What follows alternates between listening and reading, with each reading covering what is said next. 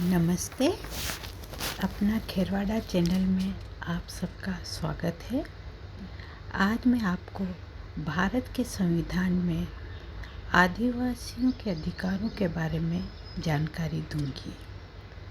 भारत की प्राचीन समृद्ध संस्कृति, परंपराएं, सभ्यता व प्राकृतिक परिवेश में हमेशा से प्रकृति के पूजक आदिवासी रहे हैं। भारत में प्राकृतिक संसाधनों व संस्कृति को जीवित रखने का सारा श्रेय आदिवासियों को है। फिर भी आज आदिवासियों की जो स्थिति है उसके बारे में सभी को जानकारी है, जबकि इन्हीं आदिवासियों को आर्थिक, सामाजिक, शैक्षणिक, राजनीतिक संरक्षण भारत का संविधान प्रदत्त करता है। जानकारी के अभाव में जो संविधान की मूल भावना थी वह आदिवासियों तक नहीं पहुंची है। उन्हीं प्रावधानों को जानकारी मैं आपको देने जा रही हूँ। साथियों, 2011 की जनसंख्या के अनुसार भारत में 700 जनजाति ग्रुप हैं और इनकी जनसंख्या लगभग 104 मिलियन है। संविधान में मुख्यतः विभिन्न अनुच्छेदों में आदिवासियों के अधिकारों का उल्लेख किया गया है, जिसकी जानकारी देने का प्रयास मैं कर रही हूँ। अनुसूचित जनजाति की सुरक्षा संबंधी प्रावधान संविधान के अनुच्छेद 15(4), 16(4), 19(5), 23, 29, 46, 164, 333, 332, 334, 335, 338, 339(1), 371 क, ख, ग व 5 व 6 अनुसूची में उल्लेखित हैं, जिनका संक्षिप्त विवरण मैं यहाँ दे रही हूँ और कोशिश करूँगी कि संक्षिप्त रूप से आपको इनके प्रावधानों के बारे में जानकारी दे सकूँ। अनुसूचित जनजाति के विकास से संबंधित प्रावधान मुख्य रूप से अनुच्छेद 275(1), 339(2) में निहित किए गए हैं। संविधान के भाग 3 अनुच्छेद 15 में मूल अधिकारों का प्रावधान किया गया है, जिसमें धर्म, जाति, वर्ग के आधार पर कोई भेदभाव नहीं किया जाएगा।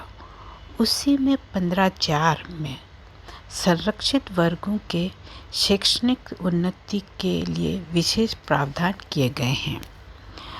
15(5) में अनुसूचित जाति, अनुसूचित जनजाति के शैक्षणिक संस्थाओं में इन वर्गों को आरक्षण दिया गया है। अनुच्छेद 16(4) में इन्हीं वर्गों को शैक्षणिक व सामाजिक रूप से पिछड़े वर्गों को सरकारी नियोजन में समान अधिकार को संरक्षित करने का प्रावधान किया गया है। अनुच्छेद 17 में छुआछूत व जाति सूचक शब्दों के उन्मूलन का प्रावधान किया गया है। अनुच्छेद 19 जिसमें अभिव्यक्ति, आवागमन की स्वतंत्रता का प्रावधान है, उसी में 19(5) में आवश्यकता होने पर अनुसूचित क्षेत्रों में जाना प्रतिबंधित किया जा सकता है, अर्थात 90% से अधिक आदिवासी बाहुल्य क्षेत्र में सरकार चाहे तो आवश्यकता होने पर उन क्षेत्रों में बाहरी लोगों के आवागमन पर प्रतिबंध लगा सकती है। अनुच्छेद 46 में राज्यों को पिछड़े वर्ग के शैक्षणिक, आर्थिक हितों के संवर्धन हेतु निर्देशित किया गया है। अनुच्छेद 341 में अनुसूचित जाति की पहचान बताई गई है। अनुच्छेद 342 में अनुसूचित जनजाति की पहचान व पात्र सूची का उल्लेख किया गया है। अनुच्छेद 330 में लोकसभा में अनुसूचित जनजाति के आरक्षण का प्रावधान है। अनुच्छेद 338 में आदिवासियों के विकास के लिए अनुसूचित जनजाति आयोग के गठन का प्रावधान है। साथियों, अनुसूचित जनजाति के विकास से संबंधित प्रावधान मुख्य रूप से अनुच्छेद 275(1) व 339(2) में भी निहित किए गए हैं।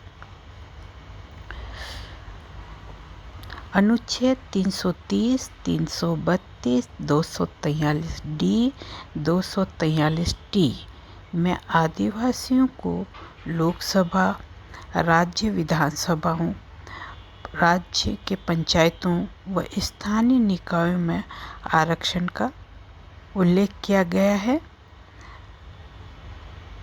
इसके अलावा संविधान में 2 सूचियों का भी उल्लेख है, जिसमें अनुसूची 5 वहाँ लागू होगी जहाँ आदिवासियों की जनसंख्या 90% से अधिक है, और अनुसूचित 6 में असम, मिजोरम, मेघालय, त्रिपुरा राज्यों के लिए प्रावधान किए गए हैं।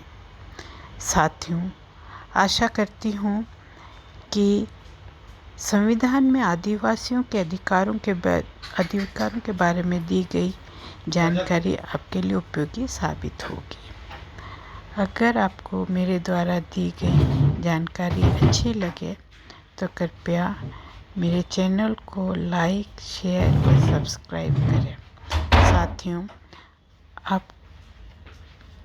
आपको यह जानकारी अच्छी लगी हो तो कृपया इसको शेयर अवश्य करें। आपका बहुत बहुत धन्यवाद।